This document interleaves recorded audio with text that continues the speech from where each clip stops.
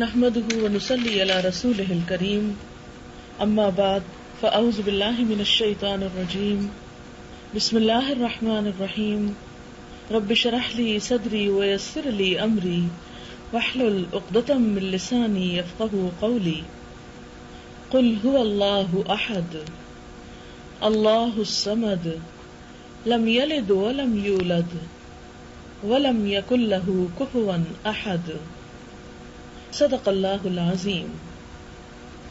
کہہ دیجئے کہ اللہ ایک ہے، اللہ بے نیاز ہے، نہ اس سے کوئی پیدا ہوا ہے، نہ وہ کسی سے پیدا ہوا ہے، اور نہ کوئی اس کا شریک ہے۔ اللہ کی ہستی کی معرفت ہر بندے پر لازم ہے۔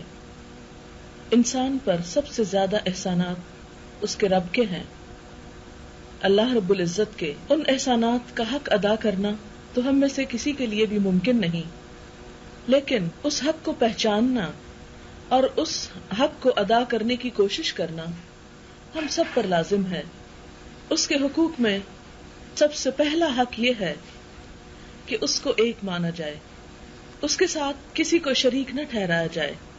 دنیا میں جتنے بھی رسول آئے، جتنے بھی پیغمبر آئے، ان سب نے انسانوں کو اللہ تعالیٰ کی یہی پہچان دی۔ قرآن پاک میں آتا ہے وَمَا أَرْسَلْنَا مِن رَّسُولٍ إِلَّا نُوحِي إِلَيْهِ أَنَّهُ لَا إِلَٰهَ إِلَّا أَنَا فَاعْبُدُونِي، کہ ہم نے جو بھی کوئی رسول بھیجا ہم نے اس کی طرف وحی کی کہ اللہ کے سوا کوئی الہ نہیں، بس میری ہی عبادت کرو۔ سورۃ البقرہ میں ارشاد ہے وَإِلَٰهُكُمْ إِلَٰهٌ وَاحِدٌ لَا إِلَٰهَ إِلَّا هُوَ الرحمن الرحیم۔ لوگو، تمہارا رب، تمہارا خدا، تمہارا الہ بس ایک ہی الہ ہے، اس کے سوا کوئی عبادت کے لائق نہیں، اور وہ بہت رحم کرنے والا، نہایت مہربان ہے۔ ایک اور جگہ پر ارشاد ہوتا ہے وَقَالَ اللَّهُ لَا تَتَّخِذُوا إِلَٰهَيْنِ اثْنَيْنِ إِنَّمَا هُوَ إِلَٰهٌ وَاحِدٌ فَإِيَّايَ فَارْهَبُونِ، اور اللہ تعالیٰ نے فرمایا کہ دو معبود نہ بناؤ، دو الہ نہ بناؤ، بس وہ تو ایک ہی خدا عبادت کا حقدار ہے، بس تم مجھی سے ڈرو۔ یعنی ایک سے زیادہ اگر دو بھی بنانے کی اجازت نہیں تو اس سے زیادہ کی تو کسی صورت بھی اجازت نہیں ہو سکتی۔ پھر فرمایا قل، آپ کہہ دیجئے انما یوحی الیہ، کہ بے شک میری طرف وحی کی جاتی ہے، انما الہکم الہ واحد فہل انتم مسلمون، کہ میرا الہ بس ایک ہی الہ ہے، کیا تم اس کی تابعداری کرو گے، اس کی فرما برداری کرو گے۔ سبحانہ هو اللہ الواحد القہار، پاک ہے وہ اللہ جو اکیلا ہے، زبردست ہے۔ گویا انبیاء علیہم السلام کے آنے کی غرض، کتابوں کی تعلیم کا خلاصہ یہی ہے کہ ہم سب اللہ کو ایک مانیں۔ کس معنی میں ایک مانیں؟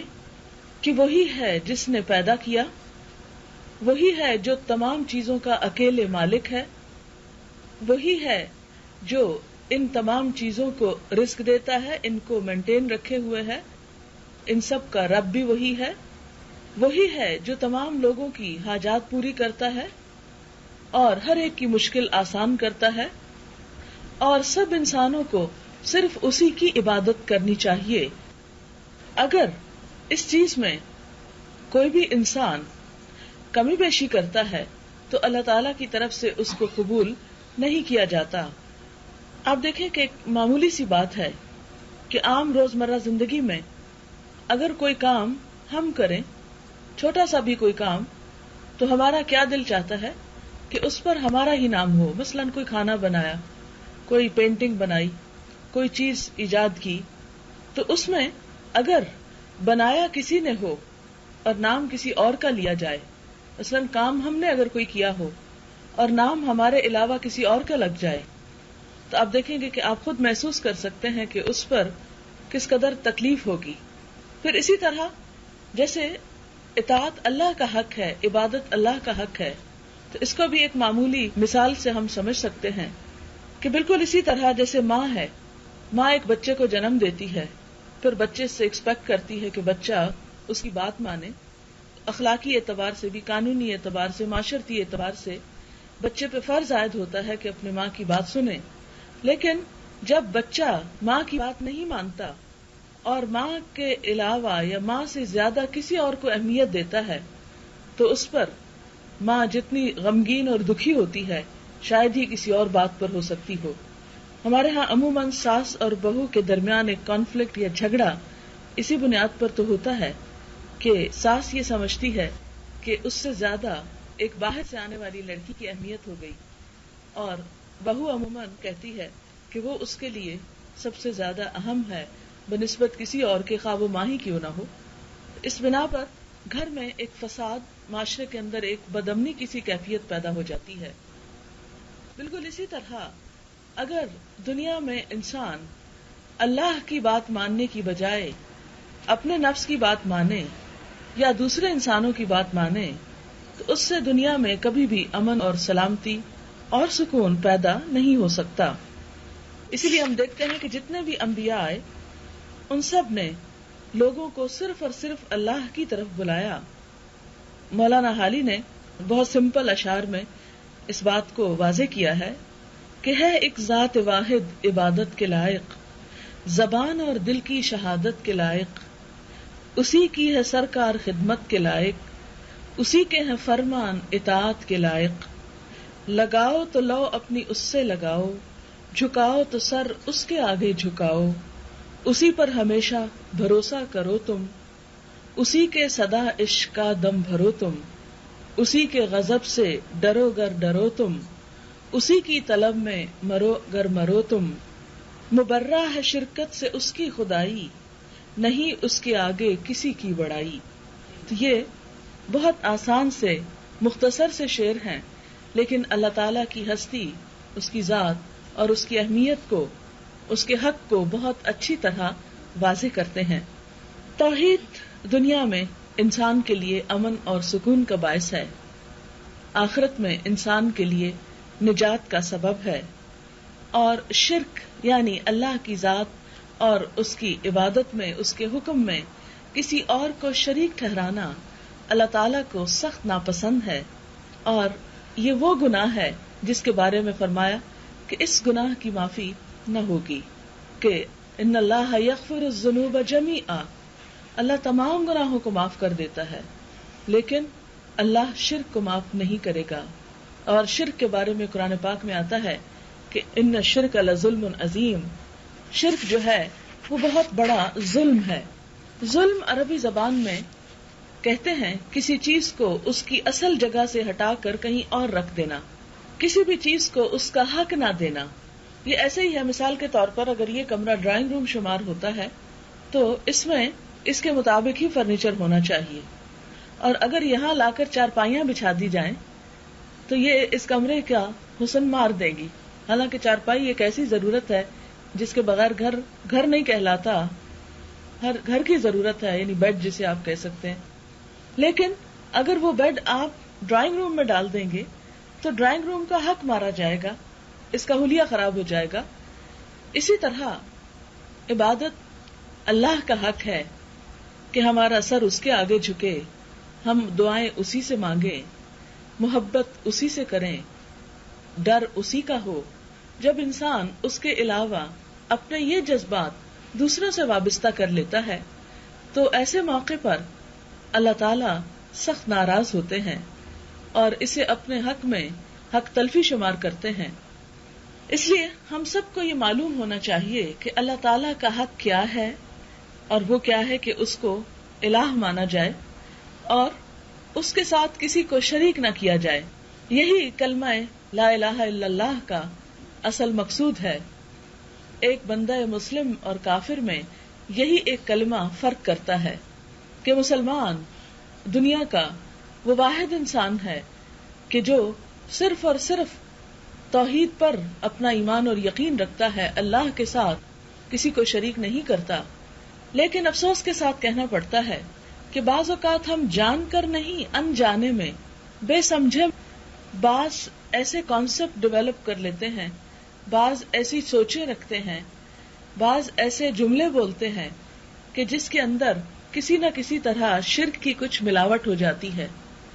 جیسے کہ نبی صلی اللہ علیہ وسلم نے فرمایا تھا کہ میری امت میں شرک اس طرح داخل ہو جائے گا جس طرح سیاہ رات میں سیاہ پتھر پر سیاہ چونٹی چلتی ہے تو کسی کو پتا نہیں چلتا کہ یہاں کوئی چونٹی چل رہی ہے. اندھیرے میں اگر کوئی چیز چل رہی ہو تو انسان اس کو پہچان نہیں سکتا. اسی طرح جب دین سے لا علمی ہوتی ہے، جہالت کا اندھیرا ہوتا ہے، تو ایسے میں بھی انسان یہ نہیں پہچان پاتا کہ کہیں شرک ہو رہا ہے. پھر آپ دیکھیں کہ چونکہ شرک ایسا گناہ ہے کہ جس کی موجودگی میں کوئی عبادت فائدہ نہیں دیتی، کوئی دوسری چیز انسان کو اللہ کے قریب نہیں کر سکتی. یہ بالکل ایسے ہی ہے کہ جیسے ایک انسان اگر بہت اچھی غذا کھائے لیکن ساتھ ہی تھوڑا سا سینکھیا بھی کھا لے تو اچھی غذا ساری کی ساری بیکار ہو جائے گی اگر زہر ساتھ کھا لیا یا جراثیم بھری کوئی چیز کھا لی. بالکل اسی طرح ایک طرف اگر انسان نماز پڑھتا ہے، روزہ رکھتا ہے، ذکر اذکار کرتا ہے، لیکن ساتھ ہی کچھ ایسی سوچیں رکھتا ہے، کچھ ایسے کام کرتا ہے کہ جس میں شرک ہے، تو اس میں یہ نیکیاں شرک جو ہے ان کو ضائع کر دیتا ہے. لہذا ہم دیکھتے ہیں کہ شرک کی حقیقت کیا ہے، شرک کی قسمیں کیا ہیں، کہاں کہاں شرک ہوتا ہے، کہ ہم اپنی زندگی کا جائزہ لے کر اس شرک کو باہر نکال دیں اور ہماری تمام تر توجہ اللہ رب العزت کی طرف ہو جائے. تو اس میں شرک کی 4 قسمیں میں بیان کروں گی.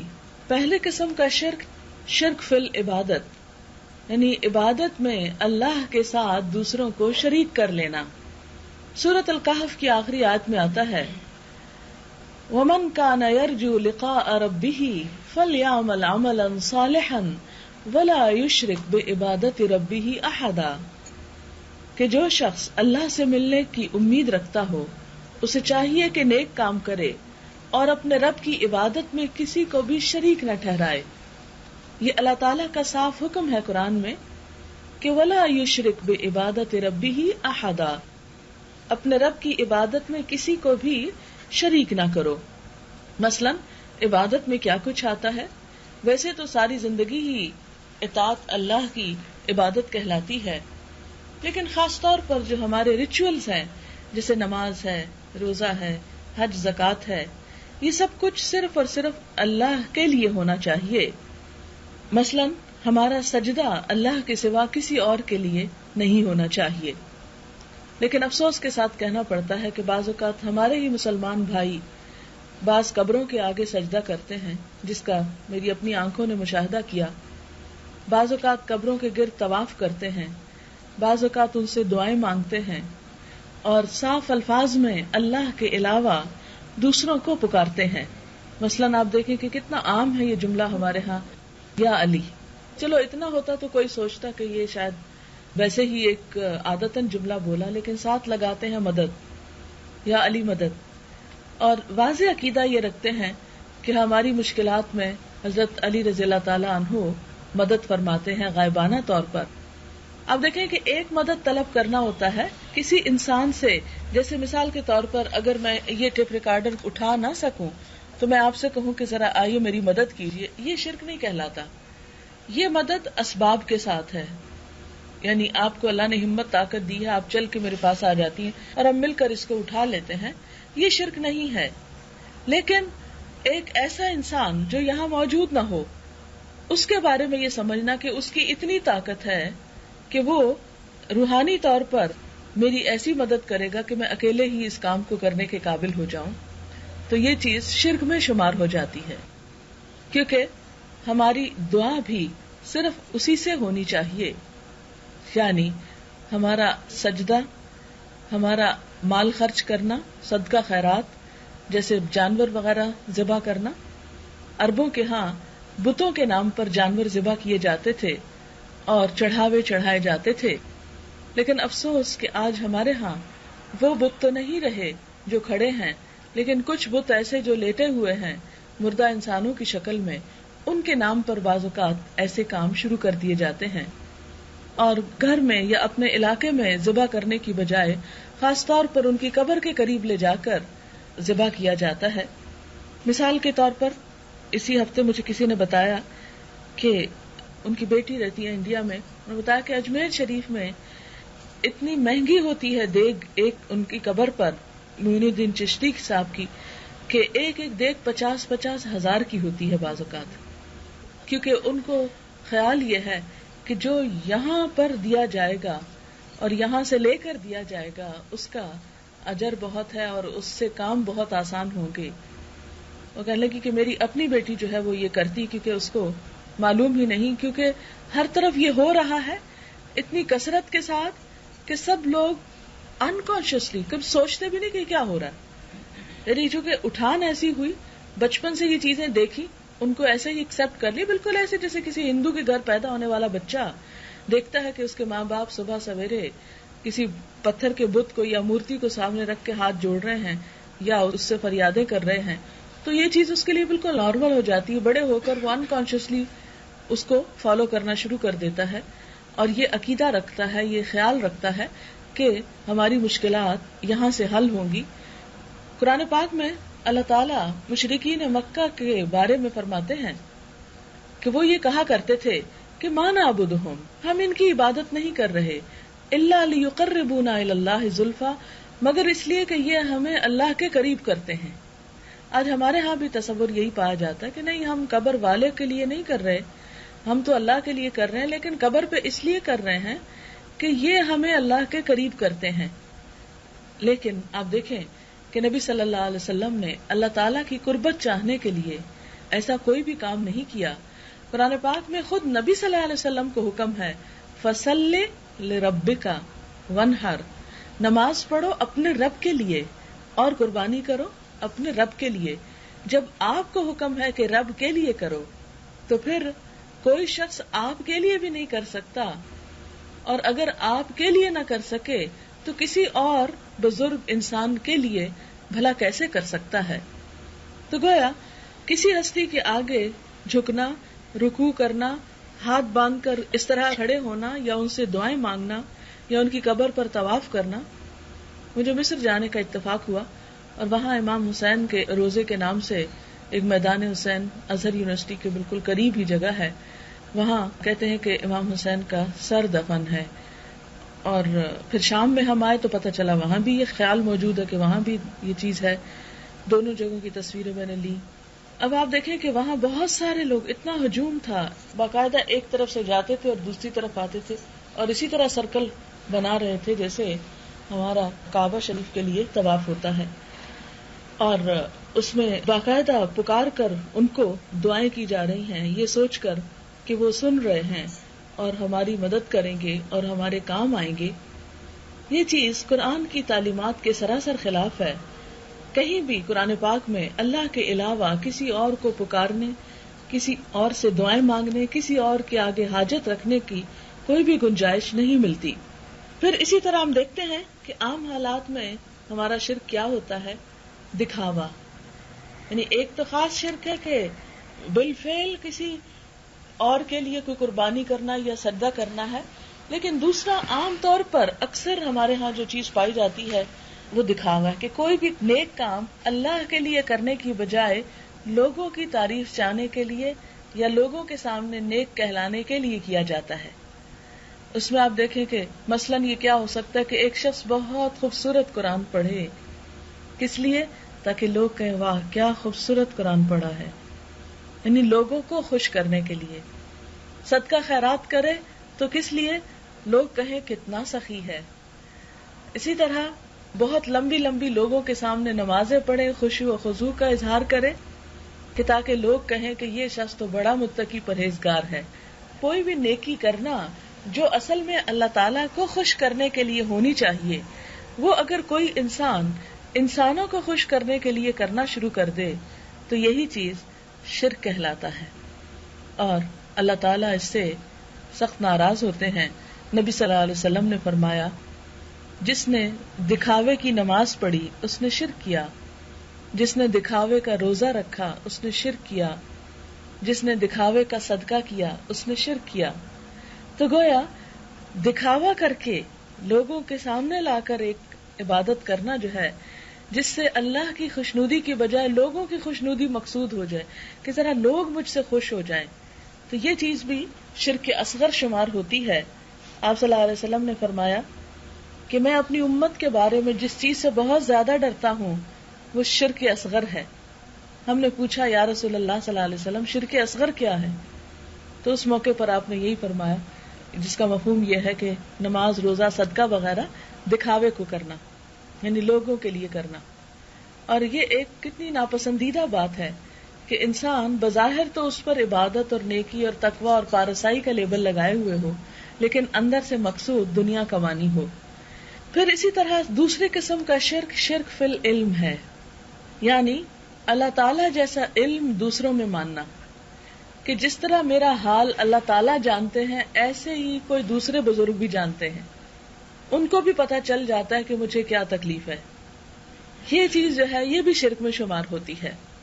مثلا یہ سمجھنا کہ کچھ لوگ فوت ہو کر بھی ہر وقت ہمارے حال پہ نظر رکھے ہوئے ہیں اور ہماری حفاظت کر رہے ہیں اور ہماری مشکلات آسان کر رہے ہیں، تو ظاہر ہے کہ آنکھ اوجھل پہاڑ اوجھل اگر ہم زندہ بھی ہوں اور کوئی بھی نیک انسان جب زندہ ہوتا ہے تو اس کو دیوار کے پیچھے نظر نہیں آتا.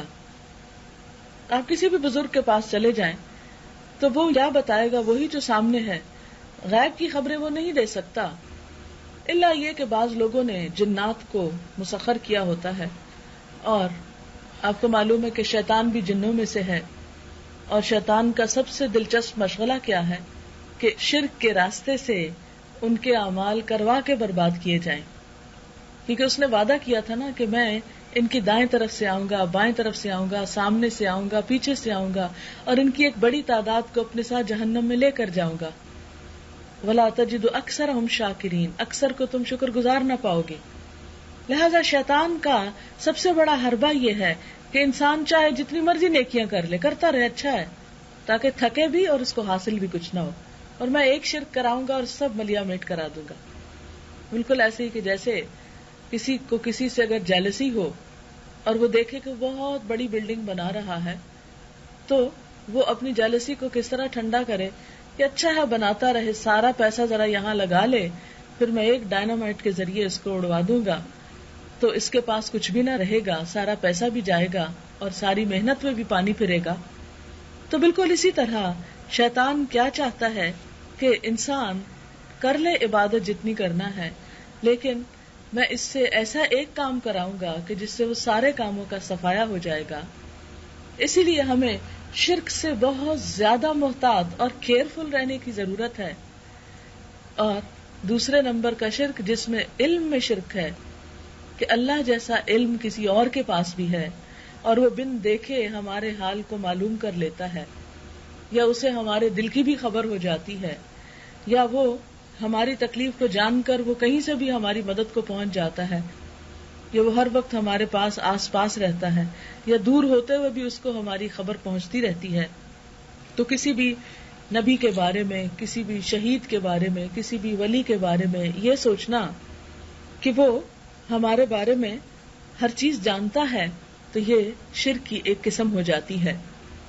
اسی طرح شرک فی التصرف ہوتا ہے، یعنی مخلوق میں سے کسی کا اللہ تعالی کی طرح تصرف تسلیم کرنا، مخلوق میں اپنے ارادے سے تصرف کرنا اور اپنا حکم جاری کرنا، اپنی مرضی سے مارنا، زندہ کرنا، آرام و تکلیف دینا، تندرست اور بیمار کرنا، مرادیں پوری کرنا، مشکل کے وقت کام آنا، اولاد دینا، ہوا چلانا، بارش برسانا، یہ سب باتیں اللہ تعالیٰ کے لیے خاص ہے. کوئی انسان خواہ وہ کتنا بھی نیک کیوں نہ ہو، نہ کسی کو اولاد دے سکتا ہے، نہ کسی کو رزق دے سکتا ہے، اور نہ ہی کوئی اور کسی کی حاجت پوری کر سکتا ہے. اگر کوئی انسان اللہ کے علاوہ کسی اور کو حاجت روا سمجھتا ہے، مشکل کشا سمجھتا ہے، اولاد یا مال دینے والا سمجھتا ہے کہ اس کا بھی حکم چلتا ہے اور اس کی وجہ سے ہمیں چیزیں مل جاتی ہیں، تو یہ بھی شرک میں شمار ہوتا ہے. اور اسے شرک فی التصرف کہتے ہیں کہ موت اور زندگی کا مالک نفع و نقصان کا مالک، اولاد کا مالک اللہ کے علاوہ کسی اور کو سمجھنا. آپ نے دیکھا ہوگا کہ ہمارے ہاں بعض نام ایسے رکھے جاتے ہیں جس سے شرک جھلکتا ہے. مثلاً پنجابی میں ایک نام رکھتے ہیں پیرا دیتا. اس کا مطلب کیا ہے کہ فلاں پیر صاحب نے عنایت کیا ہے، گویا ان کی دین ہے. تو یہ ایسے نام بھی جو ہیں ان سے بھی شرک کی بو آتی ہے، اور یہ بھی اللہ تعالیٰ کو ناپسند ہے، کیونکہ اگر اللہ نہ دینا چاہے کسی کو تو کوئی انسان دے نہیں سکتا. پھر اسی طرح شرک کی ایک اور قسم ہے عادتاً شرک، عادت میں شرک کا آ جانا. یعنی عادت کے طور پر جو کام اللہ تعالیٰ کے لیے کرنے چاہیے وہ غیر اللہ کے لیے کیے جائیں. جیسے قسم کھانا، اللہ کے نام کے علاوہ دوسروں کی قسم کھانا یہ گناہ ہے اور اس سے منع کیا گیا ہے. مثلاً کہنا تیری جان کی قسم، یا میرے بچوں کی قسم، یا میری بیوی کی قسم، یہ جو ہے درست نہیں ہے، لیکن ہماری عادت میں شامل ہو گئی ہے یہ چیز. اور ہم اس کو بعض اوقات غیر قوموں کی دیکھا دیکھی، مثلا ہندو فلمیں دیکھ دیکھ کر، ان میں ایسی چیزیں سن سن کر ہم ایسے عادی ہو جاتے ہیں، انکانشیسلی ہم ان کی باتیں اس طرح اپنا لیتے ہیں کہ ہم بھی وہی بولنا شروع ہو جاتے ہیں، اور اس طرح اس میں شرک شامل ہو جاتا ہے. اسی طرح اٹھتے بیٹھتے اللہ کے علاوہ کسی اور کا نام لیتے رہنا. یعنی بعض اوقات یہ ہوتا ہے نا، کوئی کام مشکل لگ رہا ہو، بیٹھ کے اٹھا نہیں جا رہا، کہتے یا اللہ تیرا ہی آسرا. تو ایسے اللہ کے علاوہ کسی اور بزرگ کا نام لے کے ان کو پکارنا، یہ چیز بھی شرک میں شامل ہو جاتی ہے. اب دیکھیں کہ اللہ تعالیٰ ہی نے پوری دنیا پیدا کی، وہی ہمیں سب کچھ دے رہا ہے، پھر ہماری طرف سے اس کی بجائے دوسروں کو ان چیزوں میں شریک کر لینا اللہ تعالیٰ کو سخت ناپسندیدہ ہے. اسی لیے قرآن پاک میں سورۃ الفاتحہ جو ہے جب ہم وہ پڑھتے ہیں تو اس میں کیا آتا ہے، ایاک نعبد و ایاک نستعین، صرف تیری ہم عبادت کرتے ہیں، صرف تجھ سے ہم مانگتے ہیں. اللہ کے علاوہ کسی سے مانگنا، خواہ انبیاء ہی کیوں نہ ہو، درست نہیں. آپ دیکھیں کہ حضرت آدم علیہ السلام سے جب قصور ہوا اللہ تعالیٰ ناراض ہوئے، حالانکہ وہ پیغمبر تھے، اللہ تعالیٰ نے فرشتوں سے سجدہ کروایا تھا ان کو، لیکن جب اللہ تعالیٰ ناراض ہوئے تو انہوں نے فرشتوں کو مدد کے لیے نہیں پکارا. کیا کہا، ربنا ظلمنا انفسنا وان لم تغفر لنا وترحمنا لنکونن من الخاسرین. اے ہمارے رب، ہم نے اپنی جان پر ظلم کیا، اگر تو ہمیں بخشے گا نہیں، معاف نہیں کرے گا تو ہم ضرور خسارہ پانے والوں میں شامل ہو جائیں گے، نقصان اٹھائیں گے. اس کے بعد حضرت نوح علیہ السلام بہت بڑے اللہ کے پیغمبر ہیں جنہوں نے 950 سال تبلیغ کی. ان کو جب مشکل پیش آتی ہے اور قوم بہت ستاتی ہے اور وہ ان سے تنگ آ جاتے ہیں ان کی اذیتوں سے، تو وہ بھی اللہ ہی کو پکارتے ہیں. پھر اسی طرح حضرت یونس علیہ السلام جب مچھلی کے پیٹ میں جاتے ہیں، مشکل میں پریشان ہوتے ہیں، تو کس کو پکارتے ہیں، لا الہ الا انت سبحانک انی کنت من الظالمین، کہ اے اللہ تو پاک ہے، تیرے سوا کوئی الہ نہیں اور بے شک میں ظالموں میں سے ہوں، یعنی میرا ہی قصور ہے. پھر اسی طرح اور انبیاء علیہم السلام جو ہیں وہ بھی اپنی مشکلات میں اللہ تعالیٰ ہی کو پکارتے ہیں. حضرت ابراہیم علیہ السلام جو اللہ کے دوست تھے وہ بھی اللہ تعالیٰ ہی کو پکارتے ہیں اور فرماتے ہیں کہ وَلَا تُخْزِنِي يَوْمَ يُبْعَثُونَ، اللہ جس دن لوگوں کو تو اٹھائے گا اس دن مجھے رسوا نہ کرنا. وَاغْفِرْ لِأَبِي إِنَّهُ كَانَ مِنَ الضَّالِّينَ، میرے باپ کو بخش دے کہ وہ گمراہوں میں سے تھا. اور رب اجعلنی مقیم الصلاۃ ومن ذریتی ربنا وتقبل دعاء ربنا اغفر لی ولوالدی وللمؤمنین یوم یقوم الحساب. مشہور دعا ہے، حضرت ابراہیم علیہ السلام اللہ تعالیٰ ہی سے مانگ رہے ہیں. خود نبی صلی اللہ علیہ وسلم کو قرآن پاک میں کیا فرمایا، وَقُلْ رَبِّ زِدْنِي عِلْمًا، آپ بھی کہیے اے میرے رب میرے علم میں اضافہ فرما دے. یعنی نبی صلی اللہ علیہ وسلم کو بھی کیا حکم ہے کہ آپ اللہ تعالیٰ سے مانگیے. تو اگر تمام انسانوں میں سب سے بڑے انسان، تمام پیغمبروں میں سب سے بڑے پیغمبر نبی اکرم صلی اللہ علیہ وسلم کو یہ حکم ہے کہ اللہ سے مانگیے، تو پھر کسی انسان کے لیے کہاں یہ جائز ہے کہ وہ اللہ کے علاوہ کسی پیغمبر سے مانگے یا کسی نیک انسان سے مانگے اور اس کی قبر پر جا کر اسے پکارے یا اس سے فریادیں کریں.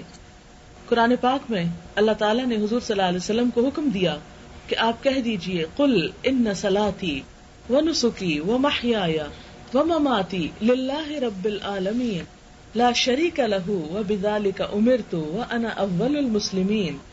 آپ کہہ دیجئے کہ بے شک میری نماز اور میری قربانی، میرا جینا اور میرا مرنا اللہ رب العالمین کے لیے ہے، اس کا کوئی شریک نہیں، اسی بات کا مجھے حکم دیا گیا اور میں سب انسانوں میں سب سے پہلے مسلمان ہوں.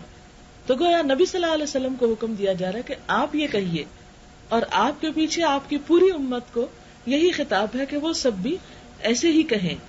قرآن پاک میں اللہ تعالیٰ تمام انسانوں کو خطاب کر کے فرماتے ہیں یا ایھا الناس اعبدوا ربکم، اے لوگو، سب لوگو. یہ صرف مسلمانوں کو نہیں کہا جا رہا، اس میں ہندو بھی شامل ہے، سکھ بھی شامل ہے، تمام دنیا کے لوگ شامل ہیں. یا ایھا الناس اعبدوا ربکم، اے لوگو اپنے رب کی عبادت کرو. کیوں؟ اس لیے کہ الذی خلقکم، اسی نے تو تم کو پیدا کیا ہے، والذین من قبلکم، اور ان لوگوں کو بھی جو تم سے پہلے گزرے ہیں، لعلکم تتقون، تاکہ تم بچ سکو، یعنی برے کاموں سے بچ سکو، برے انجام سے بچ سکو. پھر عام طور پر ہم دیکھتے ہیں کہ بعض اوقات ہم چھوٹی چھوٹی باتوں میں اللہ کے ساتھ دوسروں کا بھی نام لے لیتے ہیں. مثلاً ایک شخص نے دریافت کیا کہ یا رسول اللہ صلی اللہ علیہ وسلم، کون سا گناہ اللہ کے نزدیک سب سے بڑا ہے؟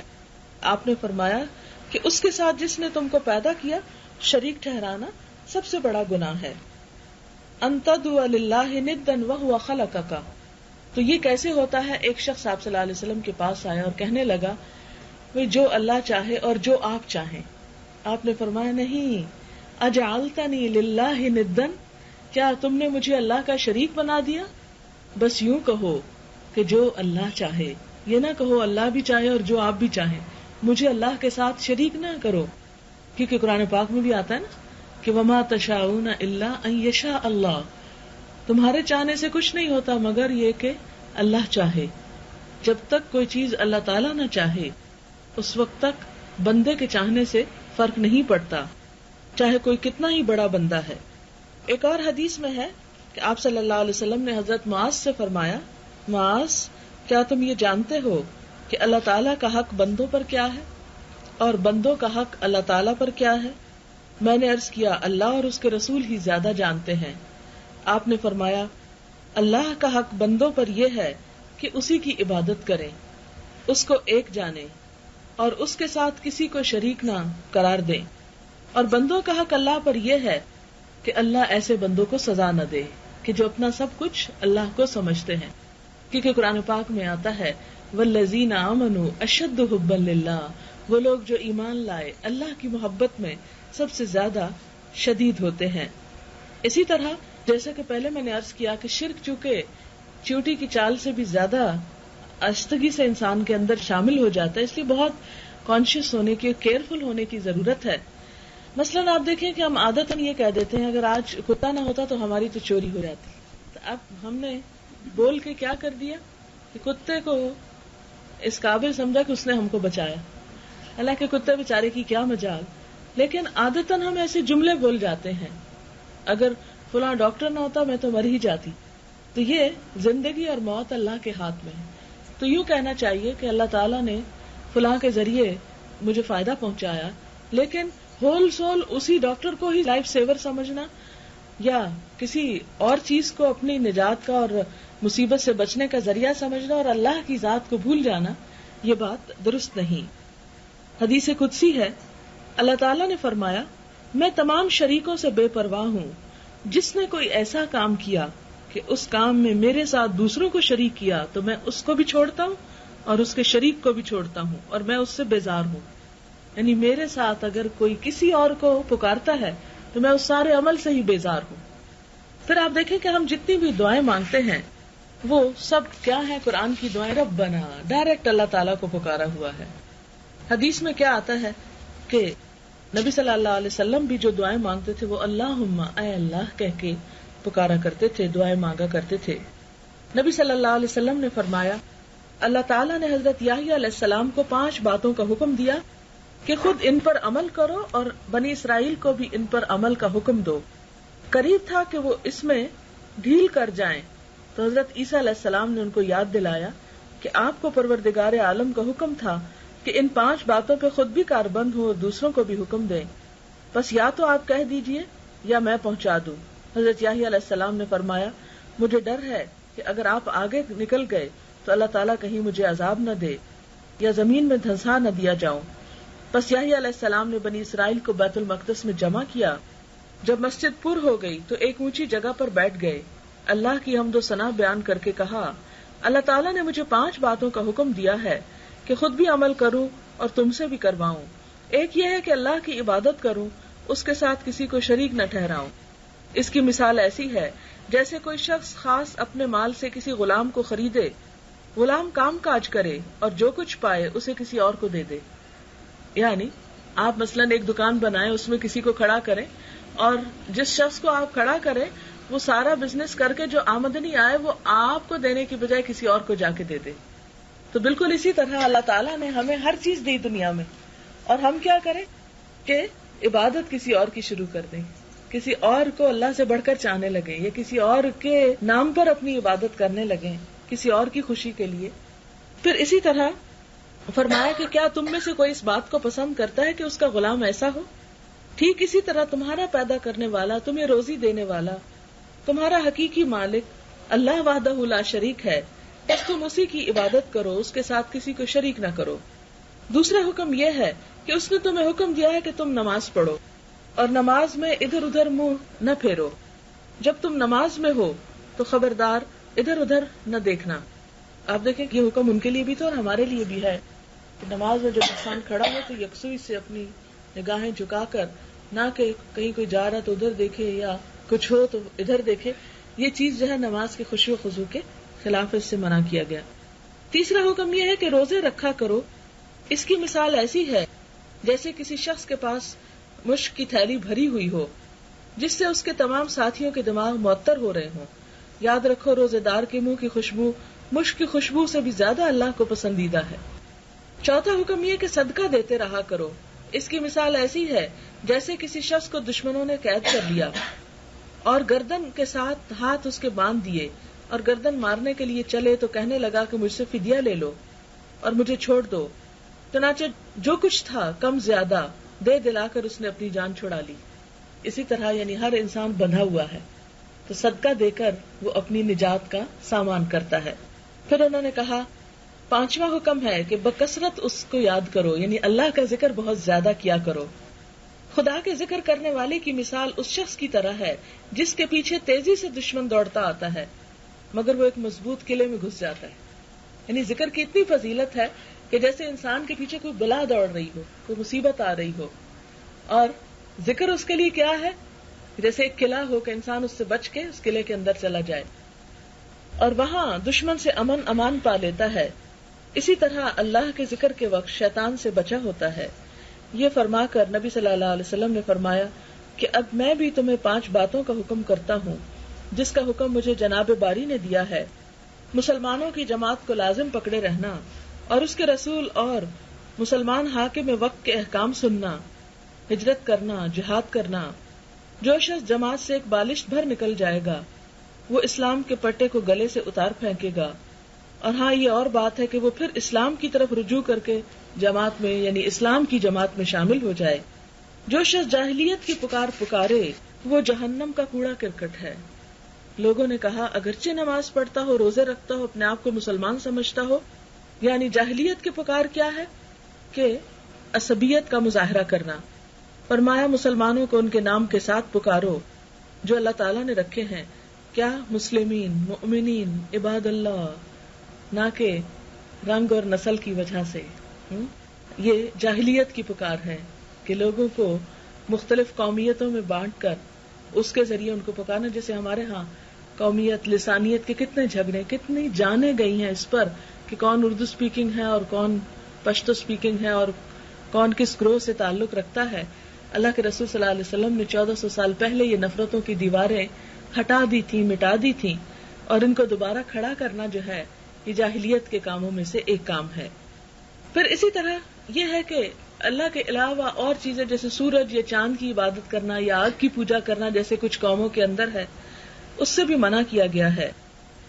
لہذا ہم سب کے لیے یہ بات لازم ہے کہ ہم اپنی زندگیوں کا جائزہ لے کر جو بھی ہم عبادت کریں اس میں اللہ کو خالص کر لیں، خواہ وہ نماز ہو، خواہ قربانی ہو، خواہ صدقہ خیرات ہو، خواہ ذکر ہو، ہر چیز میں اللہ کی یاد سب سے بڑھ کر ہو اور ہر کام اللہ کے لیے خالص ہو جائے. اسی سے اللہ کی رضا حاصل کی جا سکتی ہے، اور کوئی بھی انسان اللہ کے سوا کسی دوسرے کو کسی چیز کا مالک نہ سمجھے. قرآن پاک میں نبی صلی اللہ علیہ وسلم سے کہا گیا کہ آپ کہہ دیجئے کہ میں کسی بھی چیز کے نفع نقصان کا مالک نہیں ہوں، جیسے کہ قرآن پاک میں آتا ہے سورۃ الانعام میں قُلْ لَا أَقُولُ لَكُمْ عِنْدِي خَزَائِنُ اللَّهِ وَلَا أَعْلَمُ الْغَيْبَ وَلَا أَقُولُ لَكُمْ إِنِّي مَلَكٌ، کہ آپ کہہ دیجئے کہ میں نہیں کہتا کہ میرے پاس اللہ کے خزانے ہیں، نہ میں علم غیب رکھتا ہوں اور نہ میں یہ کہتا ہوں کہ میں کوئی فرشتہ ہوں. یعنی نبی صلی اللہ علیہ وسلم جن کی ہستی تمام انسانوں سے بڑھ کر ہے، اگر ان کے بارے میں یہ حکم ہے کہ وہ خود کسی چیز کے مالک نہیں، سب کا مالک اللہ ہی ہے، تو پھر کسی اور انسان کے پاس کسی چیز کی ملکیت کیسے ہو سکتی ہے کہ کوئی کسی کی مشکل آسان کرے یا رزق دے یا دکھوں میں کام آئے. آپ صلی اللہ علیہ وسلم کو یہ بھی فرمایا گیا کہ لا ادری ما یفعل بی ولا بکم، میں نہیں جانتا کہ میرے ساتھ کیا ہوگا اور تمہارے ساتھ کیا ہوگا. یعنی علم غیب صرف اور صرف اللہ کے پاس ہے. پھر اسی طرح سفارش کا اذن جو ہے وہ بھی اللہ ہی کے پاس ہے. مثلا ہم میں سے بعض لوگ یہ سمجھتے ہیں کہ ہم جو چاہیں کر لیں، لیکن اللہ کے رسول صلی اللہ علیہ وسلم کی چونکہ امت ہے اس لیے آپ ہم کو چھڑا لیں گے، آپ ہمیں بچا لیں گے. تو اس کے بارے میں بھی آتا ہے من ذا الذی یشفع عندہ الا باذنہ، کہہ دیجئے کہ کون ہے جو سفارش کرے اللہ کے پاس مگر اس کے اذن سے. یا آیت الکرسی میں ہم ہر روز پڑھتے ہیں. لہذا اس کا معنی بھی معلوم ہونا چاہیے کہ کبھی بھی کوئی ایسی ہستی نہیں جس کا زور اللہ پہ چلتا ہو یا اللہ تعالیٰ سے زبردستی کوئی کام کروا سکتا ہو. اور قرآن پاک اور سنت رسول صلی اللہ علیہ وسلم میں جگہ جگہ شرک کی مذمت کی گئی ہے، اور ہمیں بھی دل سے شرک سے نفرت کرنی چاہیے، کیونکہ ان الشرک لظلم عظیم، شرک بہت بڑا ظلم ہے. اور ان اللہ لا یغفر ان یشرک بہ ویغفر ما دون ذلک لمن یشاء، اللہ تعالیٰ شرک کا گناہ نہیں معاف کرے گا اور اس کے علاوہ جس کو چاہے گا معاف کر دے گا. سورۃ مائدہ میں آتا ہے انہ من یشرک باللہ فقد حرم اللہ علیہ الجنہ، کہ جس نے اللہ کے ساتھ کسی کو شریک ٹھہرایا اللہ نے اس پہ جنت حرام کر دی. کتنی سخت بات ہے. ومأواہ النار، اور اس کا ٹھکانہ آگ ہے. وما للظالمین من انصار، اور ظالموں کا کوئی مددگار نہیں. حضرت معاذ رضی اللہ تعالیٰ عنہ کو حضور صلی اللہ علیہ وسلم نے نصیحت فرمائی تھی کہ لا تشرک باللہ وان قتلت او حرقت، اللہ کے ساتھ کسی کو شریک نہ کرنا، خواہ تم قتل ہی کر دیے جاؤ یا جلا ڈالے جاؤ. کہ دنیا کی تکلیف جو ہے وہ کہیں آسان ہے بنسبت آخرت کی تکلیف کے. یہی وجہ ہے کہ حضرت بلال کے بارے میں آپ نے پڑھا ہوگا کہ جب ان سے کہا جاتا تھا کہ اللہ کے ساتھ کسی کو شریک کرو تو وہ نہیں مانتے تھے اور ان کو سخت سزائیں دی. ان کو گرم ریت پر لٹا کے گھسیٹا گیا. ایک اور صحابی کو آگ پہ لٹا کے ان کے جسم کی چربی سے گولے بجھ گئے. اسی طرح حضرت سمیہ جو تھی، ابو جہل نے ان کو اتنا پریشان کیا کہ تم ہمارے بتوں کو برا نہ کہو اور ان کو بھی مان لو، اللہ کو مانتی ہو مانتی رہو لیکن ان کو بھی مان لو. تو اس پر وہ جب نہ مانی تو انہیں برچھا مار کر شہید کر دیا گیا. تو آپ دیکھیں کہ اگر اس کی اجازت ہوتی تو پھر بھی کسی نہ کسی طرح کچھ نہ کچھ گنجائش نکل ہی آتی. لیکن اس کا جس شدت کے ساتھ انکار کیا گیا اور قلع کما کیا گیا وہ آپ سب کے سامنے ہے. اور اللہ تعالیٰ کے نزدیک تمام گناہوں میں سب سے بڑا گناہ شرک کا ہے. اس لیے نہ تو اللہ کی ذات میں، نہ اس کی صفات میں، نہ اس کے حقوق میں، نہ اس کے اختیارات میں، اس کے علم میں کسی اور کو شریک نہیں کرنا چاہیے. اللہ تعالیٰ ہمیں عمل کی توفیق عطا فرمائے.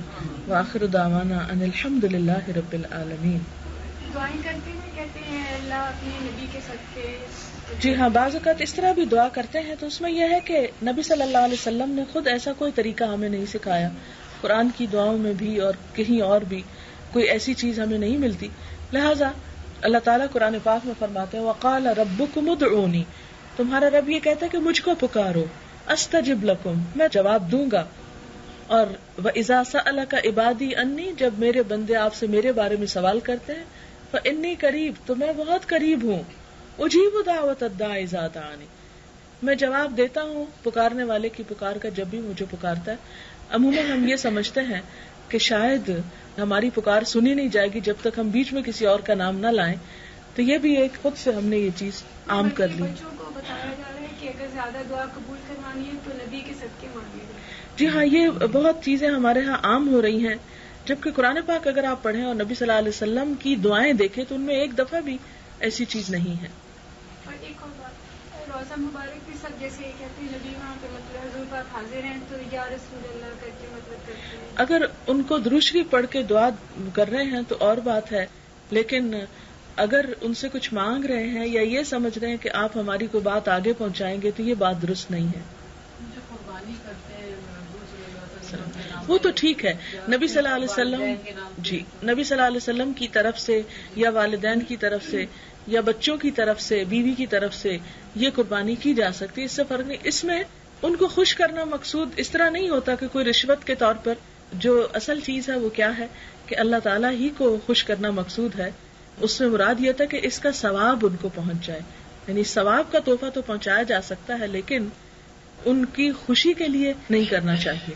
مثلا اگر کوئی شخص نماز پڑھے اور کہے میری اماں خوش ہو جائے تو یہ جذبہ جو ہے نماز پڑھنے کا یہ درست نہیں ہے. بچے کو نماز پڑھتے دیکھتی اماں تو اماں خوش ہو جاتی ہے، وہ تو خود ہی ہو جاتی ہے، لیکن بچے کو یہ نہیں سکھانا چاہیے کہ تم میری خاطر یہ کر لو.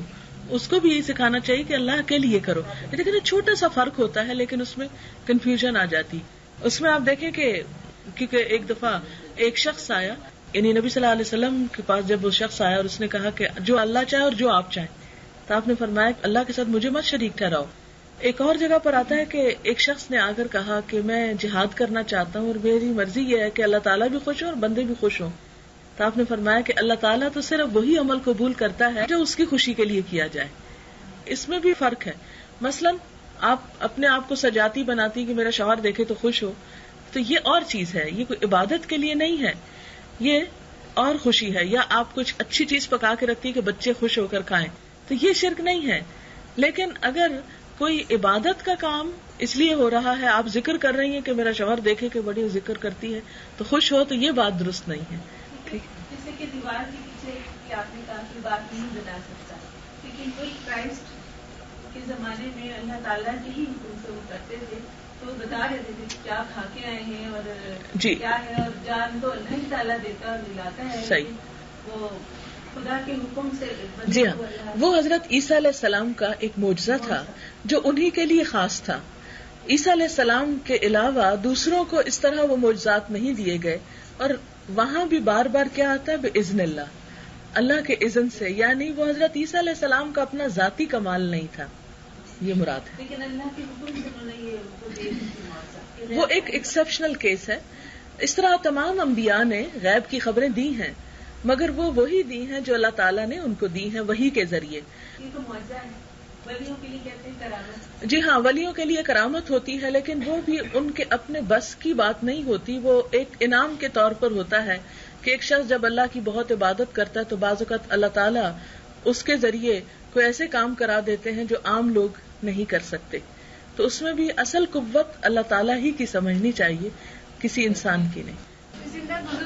دعا کرا سکتے ہیں آپ ایک دوسرے سے، کسی سے آپ کہہ سکتے ہیں کہ آپ ہمارے لیے دعا کیجیے. جیسے عمرے پہ کوئی جا رہا ہو یا کوئی آپ کو نظر آئے کہ وہ شخص نماز پڑھتا ہے، تہجد پڑھتا ہے اور خاص اوقات میں دعا کرتا ہے، تو آپ اپنے لیے کہہ سکتے ہیں آپ میرے لیے بھی کیجیے، تو اس میں تو کوئی حرج نہیں.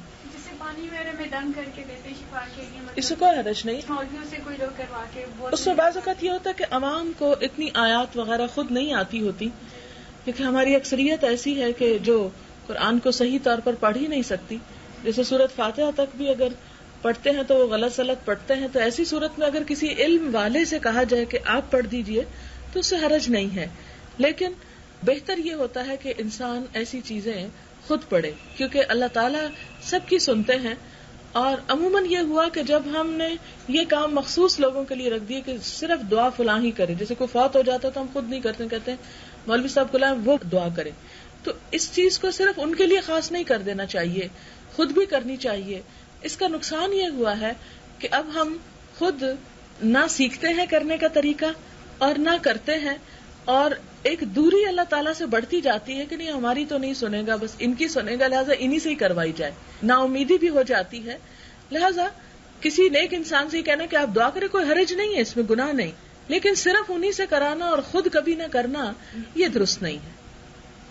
دعا سبحان اللہ والحمد للہ ولا الہ الا اللہ واللہ اکبر ولا حول ولا قوة الا باللہ العلی العظیم. اللہم صل علی محمد وعلی آل محمد کما صلیت علی ابراہیم وعلی آل ابراہیم انک حمید مجید.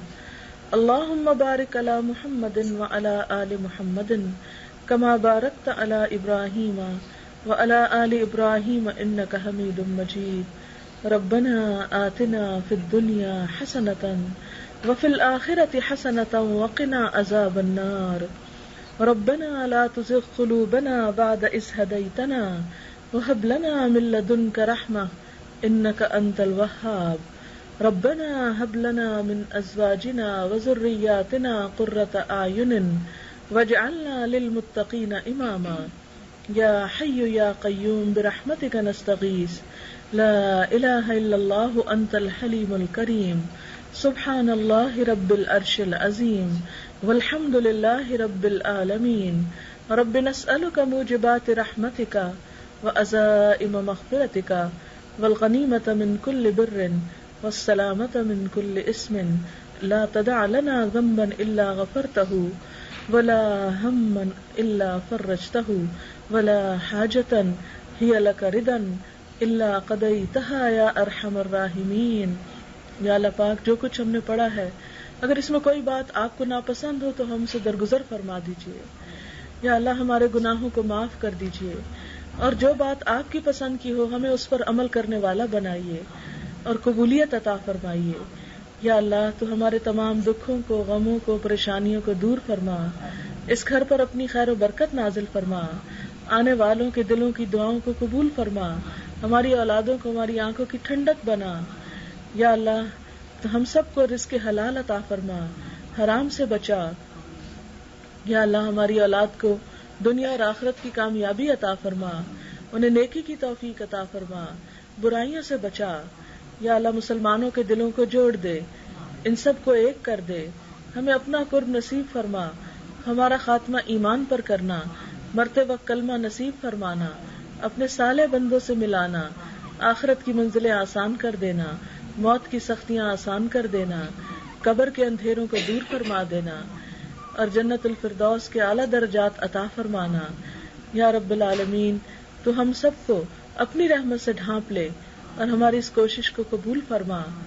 یا اللہ تمام بیماروں کو صحت کاملہ عطا فرما, ہم سب کے والدین پر اپنی رحمت فرما, اور ہم سب کے لیے بہترین دنیا اور آخرت کی بھلائیاں عطا فرما. ربنا تقبل منا انك انت السميع العليم وتب علينا انك انت التواب الرحيم. وصلى الله تعالى على خير خلقه محمد وعلى آله وأصحابه وأهل بيته أجمعين برحمتك يا أرحم الراحمين. إلهي آمين. سبحانك اللهم وبحمدك نشهد أن لا إله إلا أنت نستغفرك ونتوب إليك. والسلام عليكم ورحمة الله.